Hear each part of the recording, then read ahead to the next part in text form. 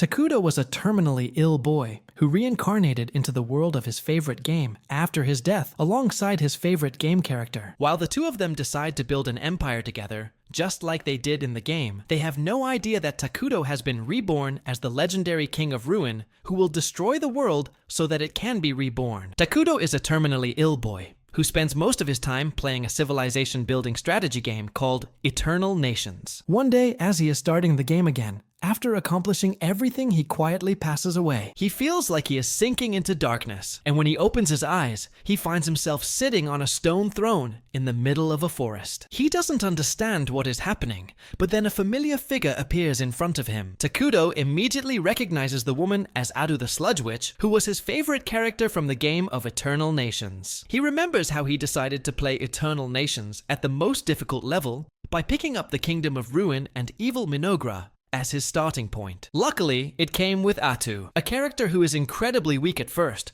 but she absorbs the abilities of the enemies she defeats and becomes the strongest by the end. He calls Takuto her king, and he wonders if this is some sort of roleplay situation that he needs to go along with. However, Atu tells him that he doesn't need to think so hard about it because she knows everything already. She knows his name as well as the fact that he has never touched grass in his life. He was the pro among pros who completed the game on nightmare difficulty with the most tricky civilization. Takuto is astonished to hear that she knows about him being a player and her being a character inside the game. And Atu tells him that she remembers all their games as well. She knows his playstyle as well as all the things he said to her through the screen and all the times he busted one out in her name. Takuto is incredibly happy on realizing that he can talk to his favorite character face to face, and Atu tells that she is even more happy. He then asks her if this is heaven and if she summoned him to this place, but Atu tells him that she was summoned to this place too. As for the location, she feels that it is like the world of Eternal Nations. She then quickly kneels before Takuto and holds his hand, saying that since they are here together, it doesn't matter what kind of place this is. She says that they should team up again and build a civilization just for the two of them. Takuto doesn't even know what to say, as Atu pulls him down from his throne, telling him that they have conquered the world multiple times in the past,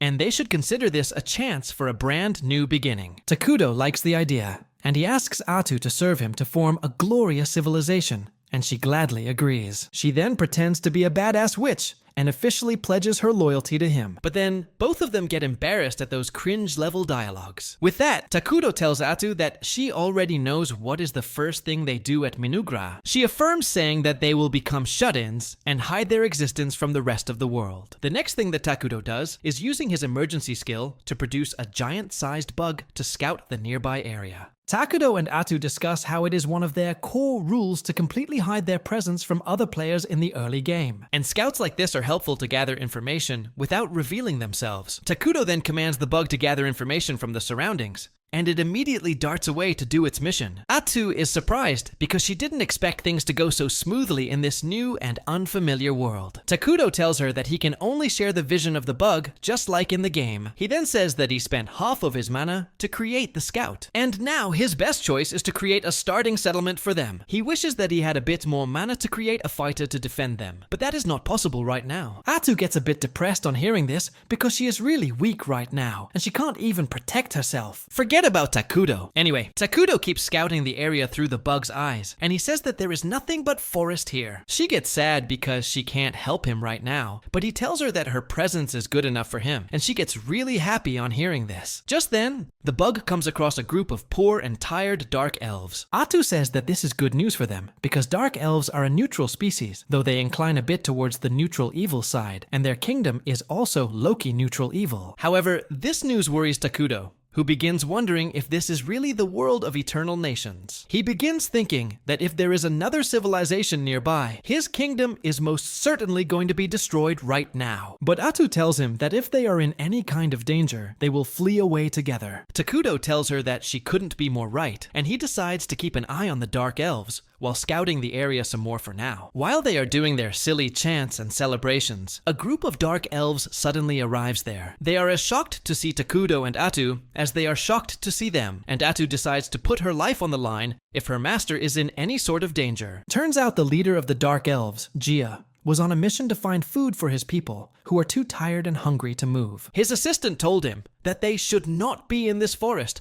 because legends say that something incredibly evil is sealed away in this place. But Gia told her that he can't back down just because of that, because his people need him. Just as he was thinking that, he suddenly came face to face with Atu and Takudo, who seemed to him like the avatar of evil. He is struck with fear as he can only see a black silhouette in place of Takudo, and now he is sure that the stories about something incredibly evil in this place are not false. He thinks that if he makes a mistake here, his entire clan could be wiped out. So he quickly kneels before Takudo and introduces himself. His followers do the same, and then Gia apologizes to Takudo for trespassing in his territory, and suddenly starts acting like a gangster, and says that it is good to see that they know their place. She asks him, why did the Dark Elves came here? And Gia begins his sob story to get some sympathy. However, Atu gets bored and tells him to get to the point quickly, scaring the out of him. He immediately tells her that his clan was banished by the council, and they are being persecuted even now. Suddenly, Takudo asks him if they faced great difficulty, and Gia freezes from panic. However, when Atu tells him to answer the king's question, he explains that their clan was punished unjustly, and they were forced to enter these cursed lands to stay safe. However, their food supply ended a week ago, and now his people are starving because they haven't been able to find any source of food here. Gia starts thinking about the hardships his clan faced when all they wanted was to live peacefully. He wonders if Takudo will be cruel to them too, but to his surprise, Takudo throws some apples at him, telling him that he should try them out because they are delicious. Gia has never seen apples before, and he is doubtful about them. But his followers don't have his patience, and they begin gobbling down the apples while exclaiming how sweet they are. Takudo suddenly creates some pears too, and Gia is left completely stunned. Atu asks him why he is not eating the fruits that her master has so gracefully given him, and the dark elf immediately bows, before Takudo saying that there are more people in his tribe who are starving. He wants to feed them, especially the children, before himself, and Takudo takes pity on him. He starts summoning a huge amount of food, much to Atu's horror and Gia's shock. Dark elves like him have always been discriminated against because people believe they belong to the dark side, and no one has ever tried to help them before now. He asks Takudo who exactly he is, but he just tells him to take the food to his people. Gia and his followers soon return to their camp with the food, and everyone finally gets to eat till they are full. Gia, however, refuses to reveal how he got the food to other elves. But at night, while he is sitting alone by the campsite,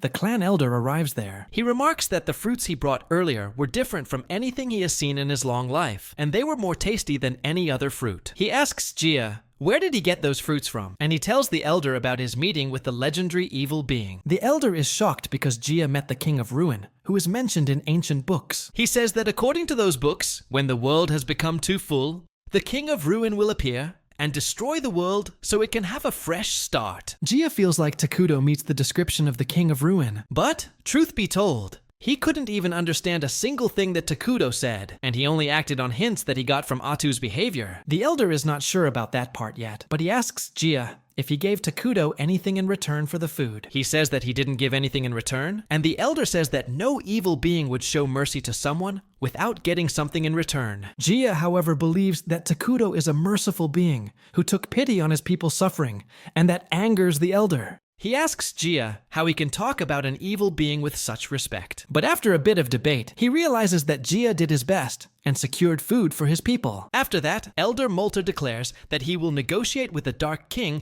as the senior most dark elf, and hopefully their clan will be able to get the peaceful life they have always dreamed of. On the other hand, Atu scolds Takudo for using his mana to create food for the elves when he doesn't have enough for it. But the moment he tells her not to be upset at him, because he needs her, she starts acting like a S again. The next day, Gia gets ready to visit Takudo again, and Elder Molter asks him if he is ready to face the king. He believes that since they have already accepted charity from the Dark King, they must be ready to pay any price he asks in return. Gia objects, saying that Takudo never said anything like that, but Molter replies that it is just the way of nature for evil beings to ask for compensation in exchange of the good deeds they do. However, he agrees that they need to keep relying on Takudo to survive, because no place else is safe for them. The two of them decide to go to Takudo together, unaware that his insect scout was keeping an eye on them the whole time. Takudo immediately calls the bug back to report to him, and when he learns that the elves are coming, he just wishes that they take the rest of the food he prepared for them yesterday and leave quietly. He gets nervous as he explains that he gets nervous and can't communicate properly. So he doesn't know if he can negotiate with the Dark Elves. Atu tells him that she will do it for him, and it will also show the Dark Elves that her king doesn't even talk to the likes of them. Soon after that, Molter and Gia arrive there, and the old elf greets Takudo with some ChatGPT-generated salutation, thanking him for providing food to his people. He then asks if he can know the name of the person who helped them, and on receiving Takudo's permission, Atu shares his name, declaring him as the King of Ruin. Both of the Dark Elves are shocked to have their fears confirmed, and then Atu tells them to take the food and leave because it won't last long anyway. However, Molter says that he wants to repay Takudo for the kindness he showed them and asks what they can offer him in return. She simply tells them that they won't have anything that will be able to satisfy her king anyway, so they shouldn't even bother trying. She asks the elves if they really have anything they even consider valuable. And Molter hesitates because there is nothing like that with them anymore. Atu gives him a death stare on seeing him hesitate and asks if he is plotting something. Molter starts panicking, and Takudo realizes that the negotiation is going very badly now. He suddenly calls Atu to discuss their approach, and she gets mad because Takudo is planning to be too lenient. She tells him that these two losers don't even know how to negotiate, and at this rate, they will only become obstacles in his path. She suggests killing them all and putting their heads on pillars around their base. But Takudo asks her to stop turning into that one Austrian painter. He says that the elves just want to coexist peacefully with him, and they want to pay him back for the same reason. He suggests that they ask them to pay in a way they can, rather than giving them food for free, because it will keep their relationships with the elves good. Atu can't argue with that, and she tells the elves that her king has decided to accept their offerings. On seeing the relief on Molter's face, both Takudo and Atu realize that he was so nervous because he thought of Takudo as the typical evil being. Atu rebukes him for that, but then she gets confused about what to ask in return for the food. Suddenly, Takudo gets an idea, and he tells her to ask the elves about the outside world. Molter is really glad to hear this, and he swears to tell Takudo everything he has seen and heard in the outside world in detail. Atu says that once he has done that, he is supposed to leave the forest with his tribe immediately, and that shocks both Gia and Molter. They say that they would like to keep living in the forest under Takudo's mercy, but Atu tells them to stop being greedy if they want to live. Gia tries to argue, but Molter shuts him up,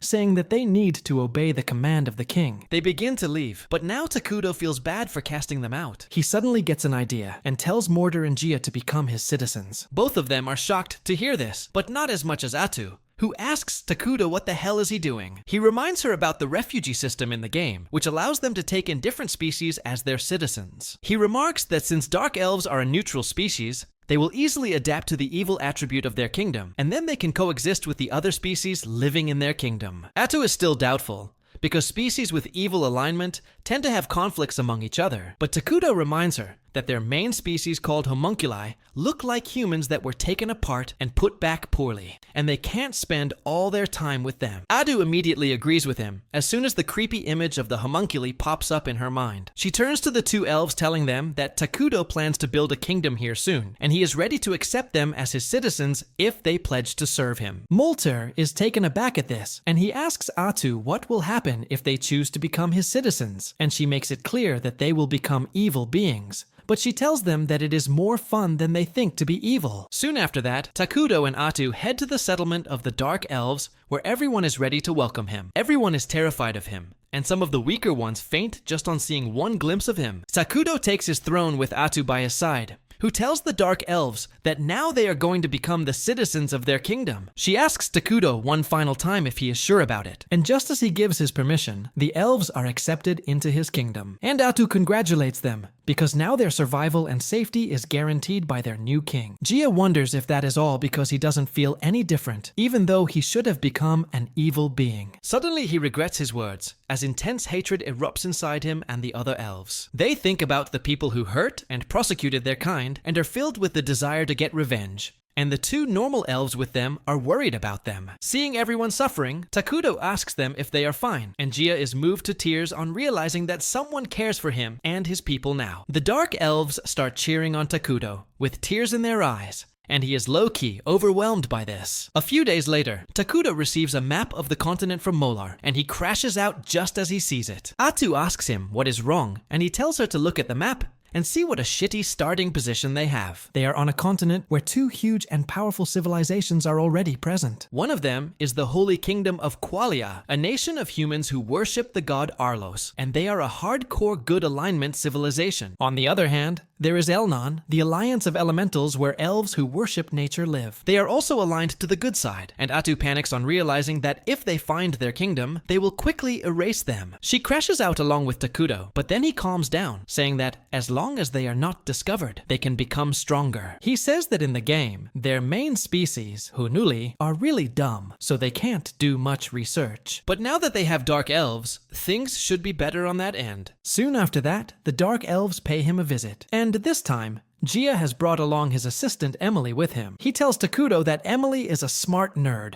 who knows a lot of stuff about other kingdoms, so she will definitely help him out more than them. At tells them that the king is pleased with their dedication, and then declares that they are going to take up important jobs from now onwards, because it is what Takudo wants. First, she assigns Molta the duty to look over the internal affairs of the kingdom, and says that she has high hopes from him because she has learned that he knows magic as well. Next, she makes Gia the head warrior of Managra, and tells him to build up a strong army so that they can defend themselves. She leaves recruiting soldiers into their army entirely to him, and he gets hyped up saying that he will kill all their enemies and display their heads as trophies. But Takudo is already grossed out. He says that war is barbaric, and Atu tells the confused Gia that their king prefers peace. So he should keep that in mind. This confuses the elf warrior even further, as he wonders why would the King of Ruin love peace? Well, Molter taunts Gia, and then immediately gets up saying that unlike Gia who only has muscles instead of brain, he will be more helpful. Gia takes this as a challenge, and he tells Takudo that he is young and strong, so he can work more without rest. Atu doesn't realize that they are just competing to get big evil daddy's attention, and she thinks they are workaholics. She asks Takudo if they should give them a mission to collect resources, and he suggests that they should order them to beautify the terrain and create some houses. Atu immediately conveys this to Molta, telling him to gather enough timber to build homes while leaving the forest mostly intact. Molter says that he will immediately get to it, because dark elves are forest dwellers originally. Takudo then tells them to reforest the parts they cut out, and this confuses the elves because they haven't heard the term. Takudo realizes that their civilization might not be as advanced as to understand reforesting, so he asks them if they know about military magic or the 6 major elements. Molter says that he only knows about the 4 major elements, and Emily says that she has never heard of any country using military magic. Takudo and Atu realize that this world is much more primitive than they thought, but it is actually a good thing, because once they progress their magic technology, they can quickly overtake other nations. Atu then explains that reforesting means growing new trees in place of the ones they cut off. And the dark elves say that they do that too, but they can't use magic to grow them quickly. Atu says that reforesting uses the 6 major elements to quickly grow the tree, and she suddenly gives the credit for this discovery to Takudo, even though it is a big fat lie. She keeps glazing Takudo, saying that he created the unique fruits they ate earlier, and how grapes are her favorite. Emily agrees with Atu, and says that she tried planting the grape seeds, and some plants have already sprouted. This comes as surprising news to Takudo, who didn't think it would be possible to grow anything here. However, he quickly realizes that he could create the fruits from Earth here with magic, which means he might be able to create other things. He tests his theory out by creating a coin,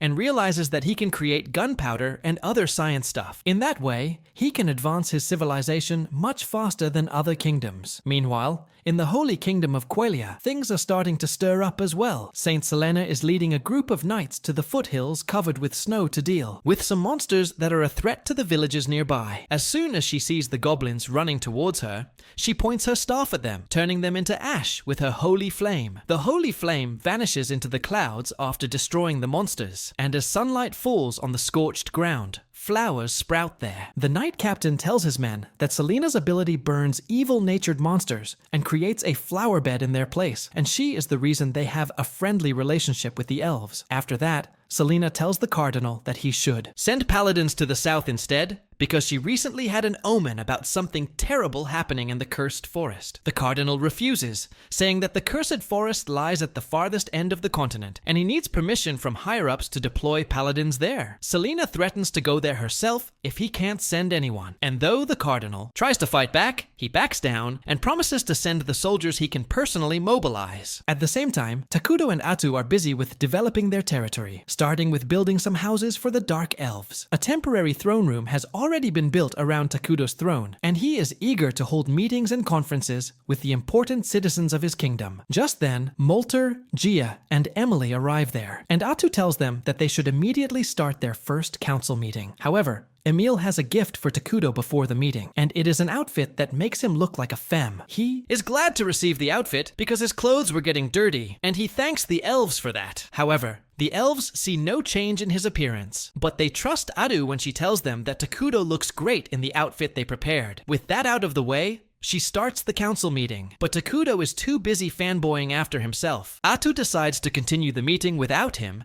and consult him whenever they need any input, and Takuro is completely fine with that suggestion. As the meeting starts, Molter asks Atu what kind of buildings they should make first. She tells him that they should start with food production facilities and then pulls out a creepy-looking plant, which is going to be their main source of food for now. The elves are grossed out on seeing the plant and ask Adu to explain what exactly it is. She tells them that it is the flesh plant, which is unique to their civilization. She explains that the plant can produce meat which tastes like human flesh, and it is quite nutritious. The elves are taken back on hearing that, and they say that they don't really eat humans. But Atu tells them that the flesh plant is just for the starting phase, and soon they will have other types of foods available to them. She then says that they must also create storehouses and management sheds along with the farms, and Emily decides to take up that job. After that, Adu moves on to the next item on her agenda, which is research, because acquiring advanced technology is especially important for small nations like theirs. Molter asks her what sort of technology they should focus on, and she tells him that they will research magic technology. Takudo is really excited to see that happen, and Molter says that as a mage, he will do his best to impress him. He then asks Atu exactly what kind of magic technology he should research, and she tells him about military magic. She explains that standard attack magic can only target a handful of people at a time, but advanced military magic can destroy entire cities and even change the terrain to their advantage. Atu tells him to gather the elves talented in magic and start working on the research immediately. And Molter is hyped to create magic spells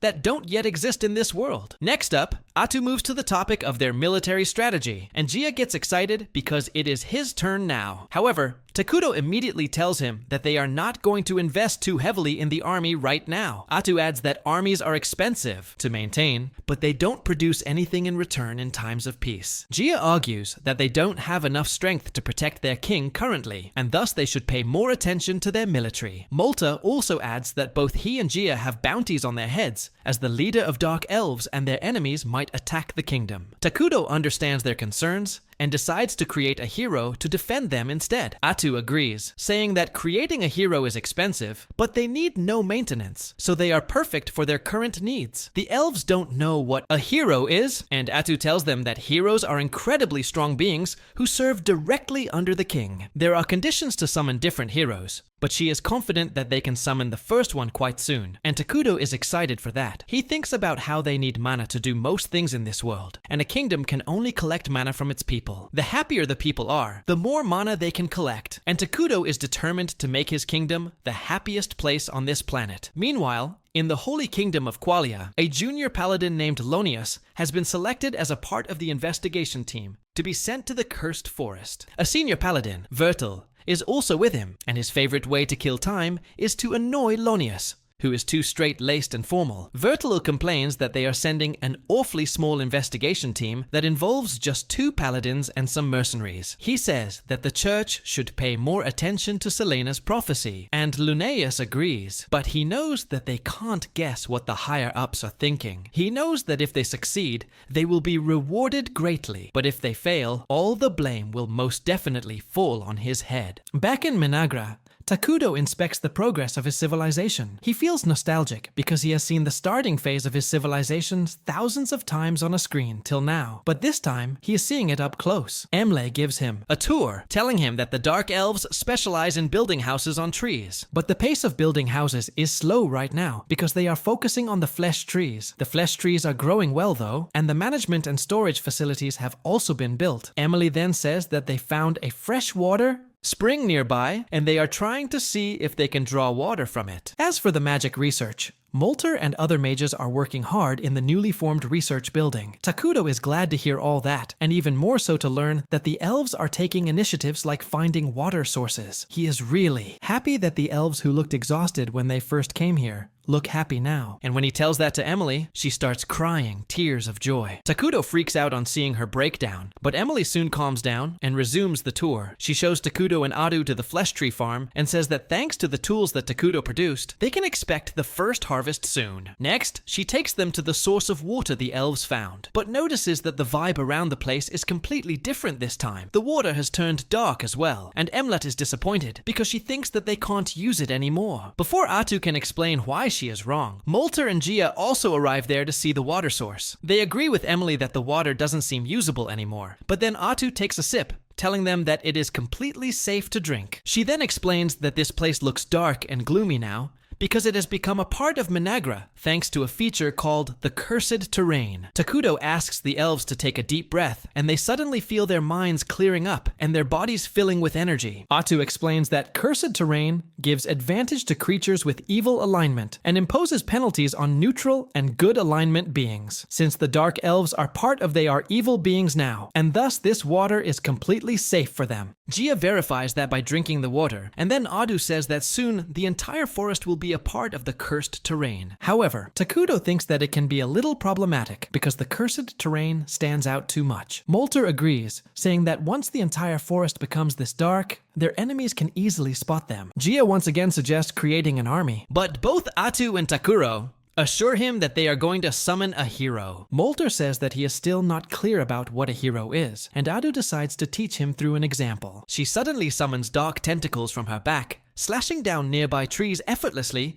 before revealing that she is a hero herself. And even though she has only 1% of her full power, she can still defeat entire armies. Takudo boasts to the surprised elves that heroes are really awesome, and they keep growing stronger with time, even if they don't do anything. However, he quickly changes the topic and tells Adu that there was no need to chop down the trees to show her power, and tells her to clean up the mess later. The elves, on the other hand, are truly amazed by what they just saw, and they say that Takudo is really a great being for having such powerful subordinates. They decide to create a grand palace suitable for him, and Takudo says that he doesn't need it right now. However, the elves refuse to let their king stay in similar houses like them. And Atu also tells Takudo that creating a palace will make the people happier, so they should let them do it. Takudo decides to give them his permission, saying that he wants a flying fortress someday. But for now, he will be satisfied with a normal palace too. But that's where this video ends. Remember to like and subscribe to the channel. Thanks for watching, and I'll see you next time.